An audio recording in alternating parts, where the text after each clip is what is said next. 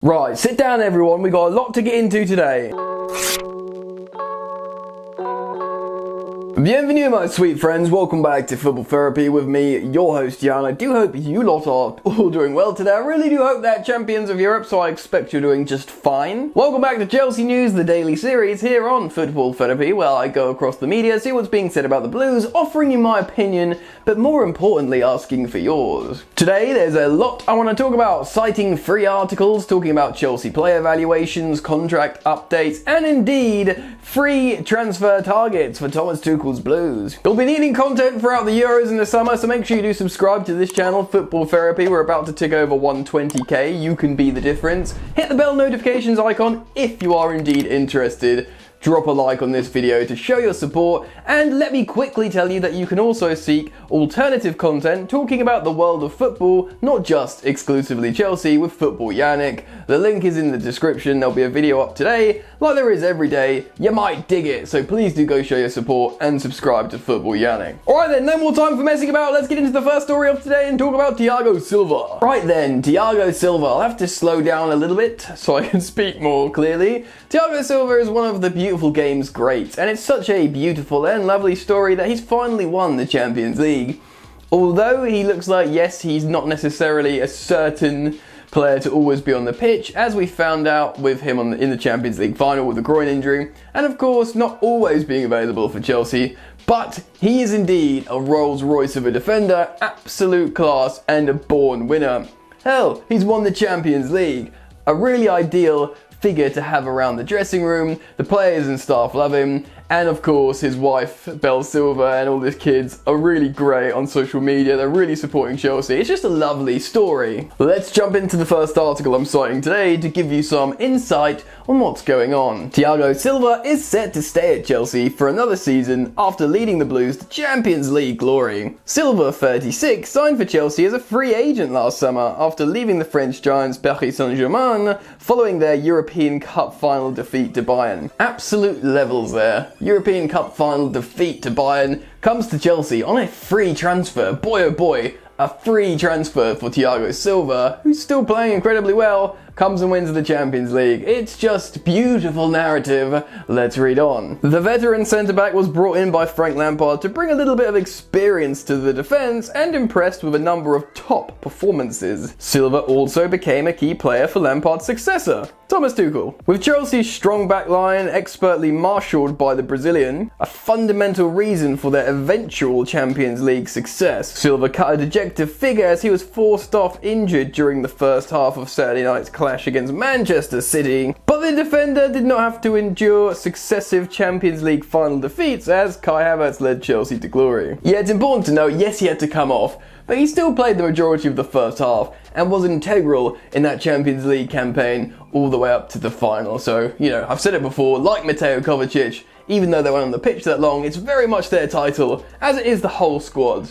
Let's read on. Though Silva suffered a few frustrating muscle injuries as age caught up with him, the defender is set to stay at Stamford Bridge for another season as Tuchel looks to build on the club's glorious night in Porto. Silva signed an initial one-year deal with Chelsea with the option of a further year, and Standard Sport understands the option has been taken up to tie him down until the summer of 2022. While Tuchel has the likes of Kurt Zouma, Andreas Christensen, Antonio Rudiger and Cesar Azpilicueta all impressing alongside Silva in a back three, Chelsea could also look to add another defender this summer. Yeah, more on that in just a moment. He has impressed, we do have a lot of defenders, but there is this sort of idea that Chelsea might get yet another defender and actually revert to a back two system. So require less, yet have more. Which is interesting. Makes you think the likes of Tomori might go, we might sell one. Yeah, Azpilicueta might stop playing as a centre-back. There's loads of things to discuss regarding that. But ultimately, Thiago Silva extending for one more year is absolutely good news. He's already done what he came to do.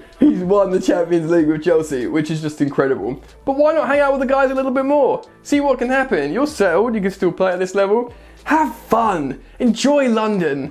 Right, let's move on to the next story, a little bit less Galactico-esque, but let's talk about Ross Barkley and his player evaluation and where Chelsea are trying to sell him. Of course, Ross Barkley is an interesting one for Chelsea Football Club.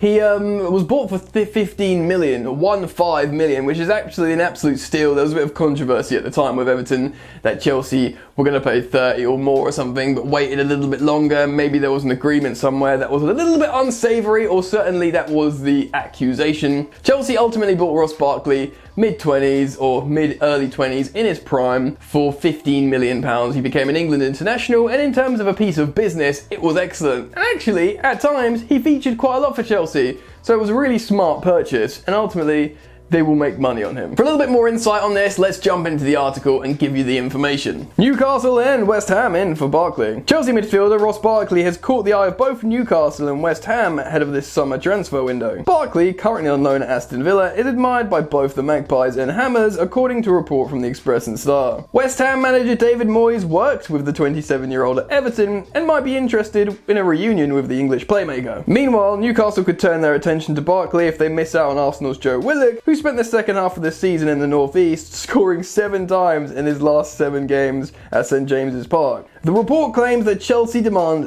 £30 million for any potential suitor this summer. Right, there's a lot to unpack there. Newcastle are obviously a Premier League team, and they've actually got good players. People are really down on Newcastle for their play style most of the time and think they're like always nearly at relegation. But if you actually go for the team, Wilson, Saint-Maximin, Willock obviously at the moment, but they got other players, they're not actually like a negative team, really, in my opinion. Obviously, West Ham would be much, much better for Ross Barkley. They're in Europe, which is incredible. Ross Barkley started incredibly well for Aston Villa, playing with Jack Grealish, and when they were soaring at the top of the league, putting 7 past the champions Liverpool, and it looked like he was going to have an incredible season, play really well, and maybe Chelsea fans were like, yes please, we'll have him back. Didn't turn out like that. He was in and out with injury and fizzled out in the end. But he's still a good player. David Moyes has worked with him at Everton. He might fancy him back. And also, it does look like, from what I'm seeing on social media, that Jesse Lingard will be returning to Manchester United. Purely because he did this sort of goodbye post saying, well, whatever happens. And then Declan Rice commented, you will be missed, mate. So that's pretty much saying, you're gone. So they'll need that other sort of playmaker attacking mid. And Ross Barkley, for a while he was looking similar level to Lingard. Obviously Lingard exploded at the second half of the season, but Barkley does have ability. David Moyes will back himself to get the best out of Barkley like he used to or whatever. So he'd be a good replacement. £30 million though, when he was still playing for Chelsea and starting the odd game and playing under Sarri, starting over cover or, coming on for cover, he's definitely worth £30 million then because he was an England international. And I was like, brilliant. No matter what happens with Barkley, we've doubled our money. Absolutely incredible and intelligent business from the Chelsea Football Club. And I thought, 30 upwards. But now, it seems a little bit like fanciful, 30 million. But if they can get it, Chelsea, if anyone can get it, Chelsea's negotiator, Marina Granovskaya, can get it. So we'll see what happens. P's in the bank though, superb. Let's move on to the third and final story of today and talk about these reported transfer targets for Thomas Tuchel. That's right, Matt Law wrote an article in the Telegraph and information spread around to loads of other publications regarding what Thomas Tuchel is set to do next. Of course, he looks like he was going to get the backing regardless after qualifying for the Champions League domestically, but after winning the ruddy thing itself, big ears, meeting Roman Abramovich on the pitch, you can bet your bottom dollar that the Russian oligarch is gonna back Thomas Tuchel and give him peas. Right, lots of information in this article, so make sure you've got a drink poured and settle yourself in. Let's get into it. According to the report by the Telegraph, Tuchel has wasted little time in putting plans in for next season, informing the owner Roman Abramovich, who is poised to reward the German for the weekend's historic win with a new contract, of what he needs to take Chelsea to the next level. Tuchel, according to the report, has pinpointed signing a defender who can actually operate down the right, a midfielder and, of course, a striker, with the latter of those 3 areas of the team in need of being strengthened the most. For all the qualities Chelsea have illustrated under Tuchel, scoring goals on a regular basis has been a difficulty, making it clear why they need to sign a proven goal-getter, and that's at the very top of the list. Yeah, striker's no surprise, midfielder neither, we sort of need that additional backup quality. Interesting how he wants a right right-sided defender like a right-back, considering Azpilicueta, Reece James, and sometimes Hudson-Odoi. We'll get into that more in a moment. Whilst bringing new players in will be a key focus for Tuchel this summer, outgoings are also likely. The futures of England duo Fikayo Tomori and Tammy Abraham are likely to lie away from Stamford Bridge. Tomori, who will spend the second half of the season on loan at AC Milan, could be sold to the Italian giants on a permanent basis for the initial fee of £25 million, whilst Abraham could command a fee around £40 million. Yeah, lots of money really. If you add up Barkley's £30 million, Tammy's £40 million, should they be able to get that, which maybe they can. So what's that, 70, and then the best part of 100 million from Fikayo Tomori, Tammy Abraham and Ross Barkley. Well, certainly that's Chelsea Football Club's designs. Let's read on. That will hand Tuchel an initial boost in his transfer kitty, as well as it being likely that other fringe players will depart, such as Emerson Palmieri and Tamuri Bakayoko. Elsewhere, it's claimed that West Ham midfielder ace Declan Rice remains a top target for Tuchel in the central midfield. On the challenge of the summer will present, Tuchel said, 2 or 3 new signings could be very good. It's constant to never deny change. That sounds kind of profound. Huh? That you always need to bring new energy, new guys who question the old beliefs, who challenge everybody in the training and matches. So I think it's a good thing. That's absolutely true, and all successful teams over the last few decades, teams that have been consistently successful, they've always freshened things up. You know, look at Ferguson's United, do you know what I mean? Let's read on. We don't need another 7 and another complete turnover, because it's also our job to keep on improving. Because we still have a young squad, and it's not about stealing from them their chance to prove it again, and that they're capable of growing and evolving. But we have some ideas, of course, to make the group stronger, and I think this will always be a positive, and a thing to challenge all of us. Interesting.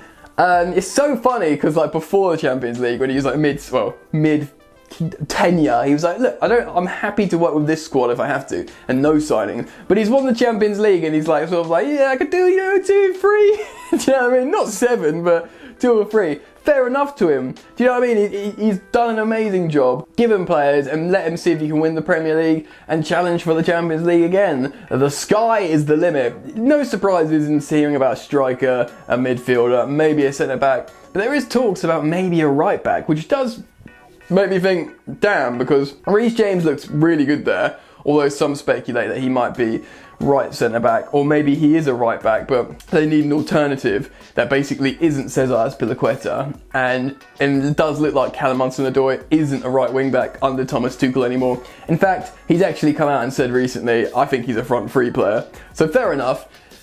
It's interesting because Reece James is amazing. Like his performance in the Champions League final was incredible. Do you know what I mean? So that one makes me wonder, but there is a few murmurs coming out from certain journalists saying that, which is very interesting, I think. Anyway, trust Tuchel. Why wouldn't you? It's been amazing. So that's been a lot of information in this video. Hopefully you've enjoyed it. If you have, please do drop a like. Remember to comment your thoughts in the comments section.